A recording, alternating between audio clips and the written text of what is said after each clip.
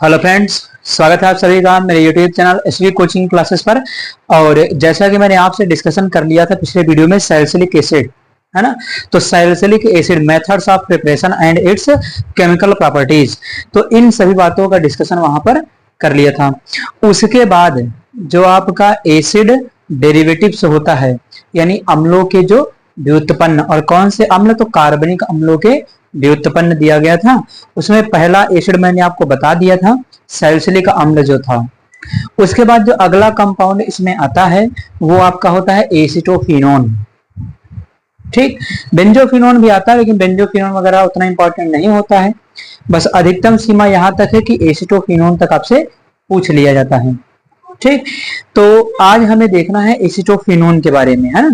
तो देखिएगा यहाँ पर लिखा हुआ है एसिटोफिनोन मॉलिक्यूलर फार्मूला, आणविक सूत्र अगर देखेंगे तो क्या है, C6H5COCH3। ये इसका आणविक सूत्र है। 6 कार्बन 5 हाइड्रोजन और COCH3, ये समूह अलग है। ठीक, तो इस प्रकार से भाई ये बेंजीन रिंग है और ये आपका समूह है। ठीक, जैसे नीचे देखिए बना हुआ बेंजीन के ऊपर आप COCH3 लगा दीजिए, इसको कहते हैं एसिटोफिनोन। तो चाहे मॉलिक्यूलर फार्मूला लिखिए या इसका स्ट्रक्चर बना दीजिए, दोनों आप यूज कर सकते हैं। उसके बाद क्या होगा, तो मॉलिक्यूलर फार्मूला या संरचना सूत्र के बाद आपको ये पता होना चाहिए कि एसिटोफिनोन, है ना, क्या है और कहां पर पाया जाता है। तो ये क्या है कि एक प्रकार का आपका कार्बनिक पदार्थ होता है ना। देखिए इसमें कार्बन उपस्थित है, तो ये एक प्रकार का ऑर्गेनिक कंपाउंड है, कार्बनिक यौगिक है ना, या कार्बनिक पदार्थ कह लीजिए। ठीक, अब उसके बाद क्या होगा कि जब ये कार्बनिक यौगिक है तो बहुत सारे पदार्थों में ये पाया जाता है। आपको पता है कि कार्बन लगभग 95%, है ना, सभी पदार्थों में लगभग उपस्थित होता है। ठीक, तो उसी प्रकार से ये भी आपका कार्बनिक यौगिक है। तो ये पाया कहाँ जाएगा, है ना, तो विभिन्न प्रकार के खाद्य पदार्थ, जैसे विभिन्न प्रकार के फ्रूट, जो फल वगैरह होते हैं, है ना, जैसे सेब है, केला है ना, इन सभी फलों में ये पाया जाता है। उसके अलावा जैसे हम बात कर लेते हैं पनीर वगैरह की बात कर लेते हैं, तो उसके अंदर भी ये देखने को मिलता है ना। सब्जियों में जैसे आपका कि फूल गोभी वगैरह होती है, उसके अंदर एसिटोफिनोन की क्वांटिटी पाई जाती है ना। तो ये जनरल बात हो जाती है कि कुछ फलों में, है ना, और कुछ सब्जियों में, जैसे मैंने आपको बता दिया है कि फूल गोभी वगैरह में ये पाया जाता है। ठीक, तो ये तो बात हो गई इसके एग्जिस्टेंस की कि ये क्या होता है। तो एक कार्बनिक यौगिक होता है ना, केला से पनीर फूल गोभी इन जैसे पदार्थों में ये पाया जाता है। दूसरी बात इसके पाए जाने की हो गई। अब थर्ड नंबर पॉइंट आएगा कि इसको बनाने की विधि। भाई आपके एग्जाम में क्या आएगा, तो बनाने की विधि, रासायनिक गुण और उपयोग। ठीक, तो बनाने की विधियां कई सारी विधियां हैं, लेकिन कम से कम उसमें आपको 2 मेथड जरूर आने चाहिए। ठीक, तो पहला यहां पर देख लेते हैं, जैसे हम इसको बना लेते हैं किसी रिएक्शन के द्वारा। एक नेमिंग रिएक्शन होती है फ्रीडल क्राफ्ट अभिक्रिया, है ना। फ्रीडल क्राफ्ट अभिक्रिया में क्या होता है, जब हम बेंजीन की अभिक्रिया एसिटिल क्लोराइड CH3COCl से करवा देते हैं, तो वहां पर HCl बाहर निकल जाता है और आपका एसिटोफिनोन बनकर के तैयार हो जाता है। उपस्थिति किसकी रहेगी, तो निर्जल AlCl3 होता है, एल्युमिनियम ट्राइक्लोराइड, उसकी उपस्थिति में रिएक्शन होगी और उत्पाद बन जाएगा। ठीक, तो चलिए देखते हैं इसको, रिएक्शन को बनाने की विधियों में। तो पहली विधि है आपकी फ्रीडल क्राफ्ट अभिक्रिया। ठीक, तो बनाने की विधि, बनाने की विधि फर्स्ट नंबर, तो फ्रीडल क्राफ्ट।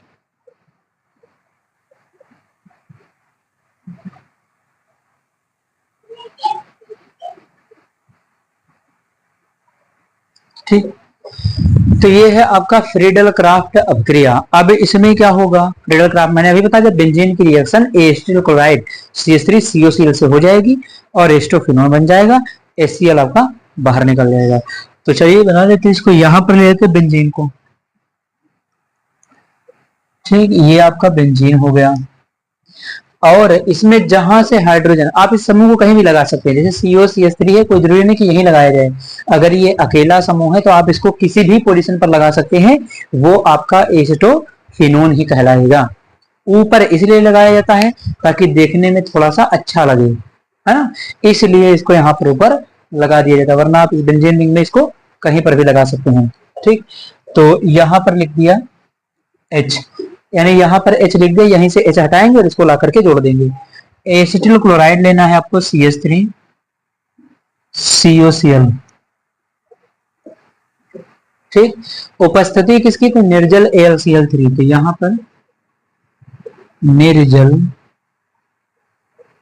AlCl3 यानी निर्जल AlCl3 की उपस्थिति होगी, होगा क्या, तो यहां से देखिए Cl और ये वाला H है ना, यानी ये हाइड्रोजन और ये Cl आपका क्या होगा, बाहर निकल जाएगा, बाकी पूरा समूह COCH3 जुड़ जाएगा यहाँ पर। तो देखिएगा ध्यान से, बन जाएगा आपका एसिटोफेनॉन COCH3, ये बन जाएगा। उसके बाद क्या निकलेगा आपका HCl, देखिए बन गया आपका एसिटोफेनॉन। ठीक, तो एक मेथड आपका ये हो जाता है, बिल्कुल सिंपल सा मेथड है, इसमें कोई भी कठिन नहीं है। H वहां से निकल गया इस जगह से, Cl आपका एसिटिल क्लोराइड से निकल गया, निर्जल AlCl3 की उपस्थिति में रिएक्शन है और यहाँ पर बनने वाला प्रोडक्ट आपका एसिटोफेनॉन हो जाएगा। तो फाइनली रिएक्शन इस प्रकार से होती है। दूसरा उसके बाद क्या होगा, तो दूसरा उसके बाद हम जैसे ले लेते हैं यहाँ पर कि कैल्शियम बेंजोएट, है ना, जो कैल्शियम बेंजोएट होता है तो उसको लेकर के भी हम इसको बना सकते हैं। यानी वहां पर क्या लिया जाएगा, तो कैल्शियम बेंजोएट हो जाएगा और आपका कैल्शियम एसीटेट हो जाएगा। तो कैल्शियम बेंजोएट की अभिक्रिया कैल्शियम एसीटेट के साथ हो जाएगी, तो वहां पर दो मॉलिक्यूल बनेंगे जिसके एसिटोफेनॉन के, बाकी कैल्शियम कार्बोनेट बाहर निकल जाएगा। तो चलिए लिख लेते हैं सेकंड नंबर आपका, यानी ये हमें बनाना है कहां से, आपका कैल्शियम बेंजोएट से। ठीक, तो कैल्शियम बेंजो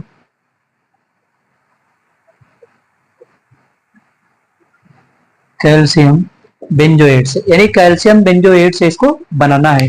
तो चलिए कैल्शियम बेंजोएट ले लेते हैं। देखिए फार्मूला क्या है इसका, तो C6H5COO to the whole twice और Ca, ये आपका है कैल्शियम बेंजोएट, है ना, नाम यहाँ पर लिखा हुआ है या लिख भी लीजिएगा, कैल्शियम बेंजोएट है। रिएक्शन किससे करवानी है, कैल्शियम एसीटेट के साथ। तो चलिए कैल्शियम एसीटेट लीजिए, तो यहाँ पर CH3COO का होल ट्वाइस और ये Ca,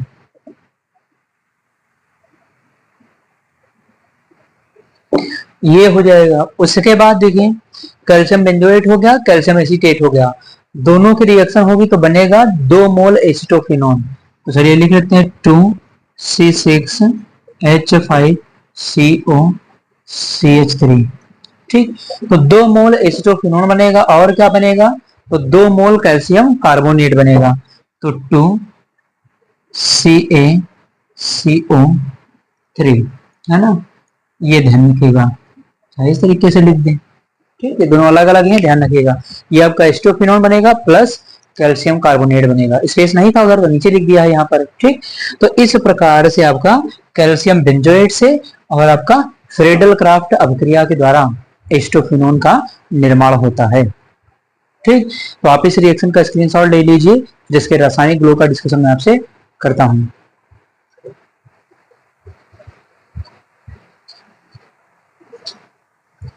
तो चलिए अब डिस्कशन कर लेते हैं कि केमिकल प्रॉपर्टीज ऑफ एसिटोफेनॉन। तो यहाँ पर देखिए क्या है, एसिटोफेनॉन की केमिकल प्रॉपर्टीज वैसे तो बहुत ज्यादा नहीं होती हैं, कुछ 2-3 केमिकल प्रॉपर्टीज हैं जो इंपॉर्टेंट भी हैं, आपके एग्जाम में आ सकती हैं, है ना। तो चलिए सबसे पहले यहाँ पर ले लेते हैं केमिकल प्रॉपर्टी में। जैसे हम यहाँ पर ऑक्सीकरण और अपचयन, मेन 2 रिएक्शन जो होती हैं, एक ऑक्सीडेशन होती है और एक रिडक्शन होती है, यानी ऑक्सीकरण और अपचयन, ये 2 मोस्ट इंपॉर्टेंट रिएक्शन है एसिटोफेनॉन की। ठीक, अगर आता है एग्जाम में तो ये आपको पूछी जा सकती हैं। ठीक, तो सबसे पहले हम लेते हैं यहाँ पर अपचयन। तो नंबर फर्स्ट है आपका अपचयन। ठीक, तो अपचयन भी इसका 2 प्रकार से होता है, 2 प्रकार से। एक होता है आपका सोडियम एथॉक्साइड, अम्लीय माध्यम और सोडियम एथॉक्साइड की उपस्थिति में होता है। तो वहां पर क्या होता है, तो फेनिल मिथिल और मेथेनॉल बनता है। ठीक, फेनिल मिथिल मेथेनॉल। उसके बाद दूसरा अपचयन होता है वो आपका जिंक अमलगम और हाइड्रोक्लोरिक अम्ल की उपस्थिति में होता है, तो वहां पर क्या होगा कि वहां पर आपका जो बन जाएगा एथिल बेंजीन, यानी उसमें जिंक अमलगम हाइड्रोक्लोरिक अम्ल की उपस्थिति में आपका बनेगा एथिल बेंजीन। तो बेंजीन के ऊपर C2H5 लग जाएगा, है ना, वो आपका एथिल बेंजीन बन जाता है। ठीक, तो चलिए रिएक्शन को देख लेते हैं। पहला जो रिएक्शन है यानी सोडियम एथॉक्साइड हाइड्रोक्लोरिक अम्ल, इसकी उपस्थिति में रिएक्शन को देखते हैं। तो देखिएगा यहाँ पर नंबर फर्स्ट है आपका, तो यहाँ पर ले लिया जाएगा, क्या लेना है आपका, वही आपका एस्टोफिनोन। तो यहाँ पर लेते हैं C6H5COCH3 एस्टोफिनोन ले लिया। ठीक, हाइड्रोजन का जुड़ना अपचयन कहलाता है, ऑक्सीजन का निकलना अपचयन कहलाता है, लेकिन हाइड्रोजन का जुड़ना क्या कहलाता है, अपचयन। ठीक, तो यहाँ पर आप हाइड्रोजन ले लेंगे, कितने हाइड्रोजन, तो 2। उपस्थिति किसकी है, तो सोडियम एथॉक्साइड, है ना, सोडियम एथॉक्साइड C2H5ONa ऑब्लिक में H+, है ना, H+ लिख दीजिए या HCl भी लिख सकते हैं। ठीक, तो ये ऑक्सीकरण हो जाएगा, दोनों हाइड्रोजन जाकर के यहीं पर जुड़ जाएंगे। देखिए 2 हाइड्रोजन है, दोनों यहाँ पर जाएगा, तो एक ऑक्सीजन से जुड़ जाएगा और एक कार्बन से, तो यहाँ पर बनेगा क्या, C6H5, यहाँ पर जुड़ेगा तो CHO के साथ एक जुड़ेगा तो OH, यानी CHOH और CH3। ठीक, यानी पूरे दोनों हाइड्रोजन आपके जाकर के यहीं पर ऐड हो जाएंगे दोनों। ठीक, तो एक कार्बन के साथ H लगेगा तो CH, एक ऑक्सीजन के साथ लगेगा तो OH, तो CHOH CH3 ये बनेगा। ठीक, तो लिखिएगा यहाँ पर C6H5।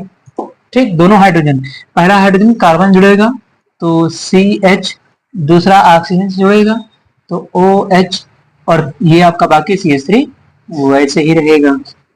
ठीक, इसको क्या कहेंगे, इसको कहेंगे फेनिल मिथिल, और एक कार्बन से मेथेनॉल, तो फेनिल मेथिल मेथेनॉल बन जाएगा। इसका नाम लिख लीजिएगा हम, ये नाम हो जाएगा आपका फेनिल मेथिल और मेथेनॉल। तो फेनिल मेथिल मेथेनॉल इसमें बन जाएगा।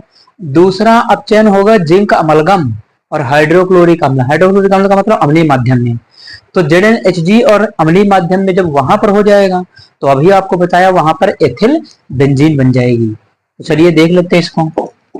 सेकंड नंबर आपका है, यहां भी आपका वही लेना C6H5COCH3, है ना।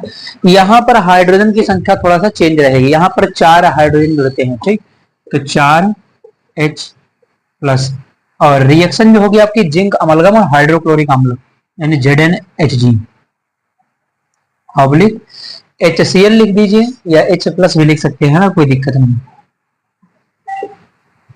ठीक, तो ये हो जाएगा। अब यहाँ पर बनेगा क्या, आपका एथिल बेंजीन बन जाएगी, बाकी वाटर बाहर निकल जाएगा। तो यहाँ से होगा क्या, देखिए ये ऑक्सीजन है, यानी ऑक्सीजन हटेगा, एक ऑक्सीजन के साथ, यानी अगर जल का मॉलिक्यूल देखेंगे वाटर H2O, फॉर्मूला क्या होता है H2O, यानी 2 हाइड्रोजन 1 ऑक्सीजन, अगर 1 ऑक्सीजन निकलेगा तो कितने हाइड्रोजन की आवश्यकता होगी, 2। H2O का फार्मूला क्या है, जल का फार्मूला H2O है ना।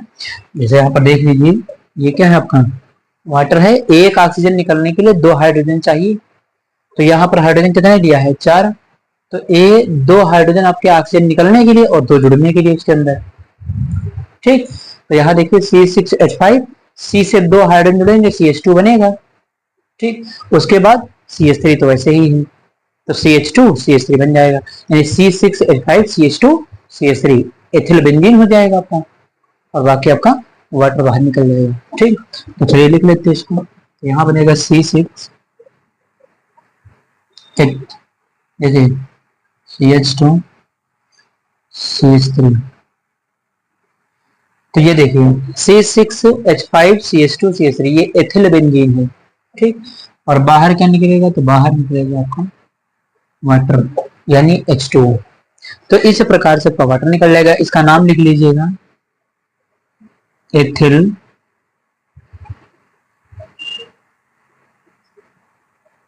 है ना बेंजीन, यहाँ पे लिख देते प्लस। ठीक, तो एथिल बेंजीन इस प्रकार से इसमें बनेगा। उसके बाद देख लेते हैं ऑक्सीकरण। अब इसका ऑक्सीडेशन करवाएंगे, तो ऑक्सीकरण की थोड़ी सी प्रोसेस क्या होती है, लंबी होती है, लेकिन आसान है, बहुत कठिन नहीं है। चलिए H2 में ले लेते हैं यहाँ पर ऑक्सीकरण। तो थर्ड नंबर प्रॉपर्टी है आपकी ऑक्सीकरण, है ना। अब क्या करना है, ऑक्सीकरण करवाना है। तो ऑक्सीकरण जब करवाएंगे तो यहाँ पर 3 ऑक्सीजन आकर के जुड़ेंगे KMnO4, पोटेशियम परमैंगनेट की उपस्थिति में आकर के जुड़ेंगे, वाटर बाहर निकल जाएगा, है ना। तो वहां पर आपका जो बनता है बीच में एक इंटरमीडिएट कंपाउंड फेनिल ग्लाइऑक्सिलिक अम्ल, ग्लाइऑक्सिलिक अम्ल बन जाएगा बीच में, उसका फिर से ऑक्सीकरण हो जाएगा तो बेंजोइक अम्ल बन जाएगा और कार्बन डाइऑक्साइड बाहर निकल जाएगी। ठीक, तो चलिए रिएक्शन को देख लेते हैं। तो यहां पर आपको लेना है एस्टोफिनोन यानी COCH3, ये ले लिया। कितने ऑक्सीजन जोड़ना है इसके अंदर, तो 3।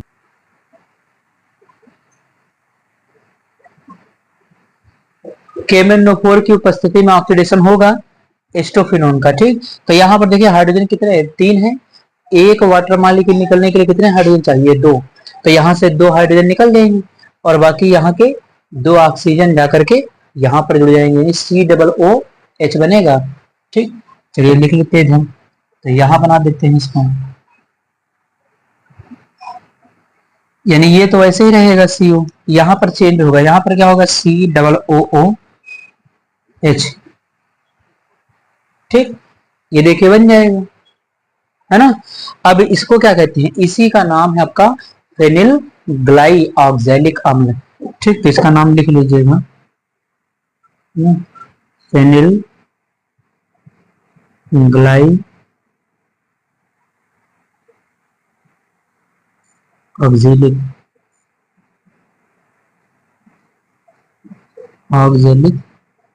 अम्ल, है ना। तो फेनिल ग्लाइऑक्सैलिक अम्ल, ठीक, इसका नाम है।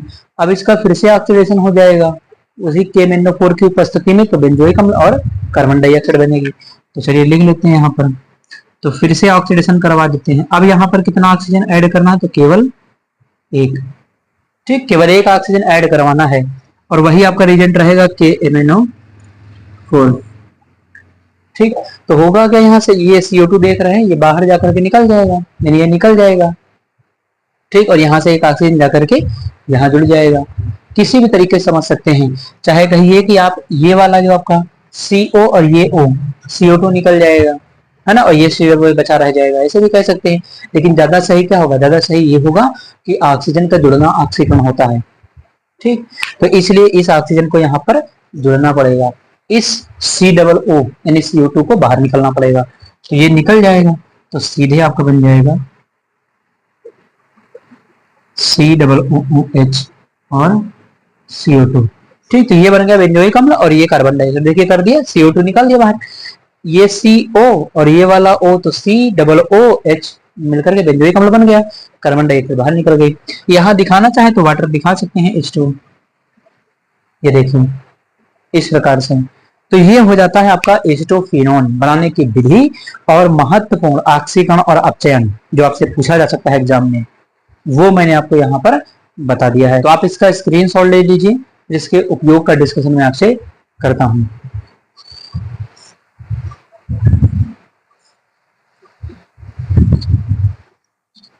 तो चलिए डिस्कशन कर लेते हैं यूजेस ऑफ एस्टोफिनोन, यानी एस्टोफिनोन के क्या क्या उपयोग हो सकते हैं। तो देखिएगा यहाँ पर लिखा हुआ है कि साबुन इत्र बनाने में, तो साबुन वगैरह है, डिटर्जेंट है, आपके जो इत्र वगैरह परफ्यूम वगैरह है, इन सभी को बनाने के लिए एस्टोफिनोन का उपयोग किया जाता है।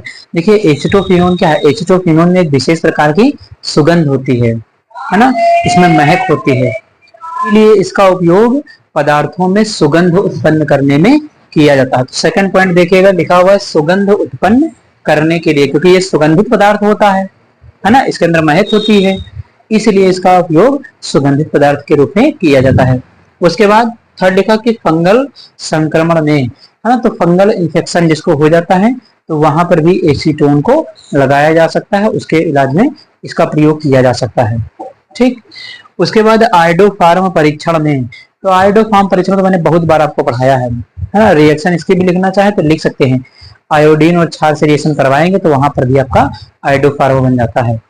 तो आयोडोफार्म का पीला और छेद बनाएगा, इसीलिए इसे कहा गया कि ये आइडोफार्म परीक्षण देता है। मैं आपको बताया था कि कार्बोनिल समूह के साथ CO के साथ CH3 कम से कम एक मिथिल समूह होना चाहिए आइडोफार्म परीक्षण देने के लिए। तो यहाँ पर आप देखते हैं कि इसके पास CO CH3 समूह होता है। अभी स्ट्रक्चर पीछे बनवाया था तो वहां पर भी आप देख सकते थे, या फिर यहाँ पर मैं बना देता हूँ, आप देख लीजिए इसको, है ना, ये CO है और ये CH3 है। तो ये कार्बोनिल समूह इसके साथ CH3 है, तो ये आइडोफार्म परीक्षण देगा।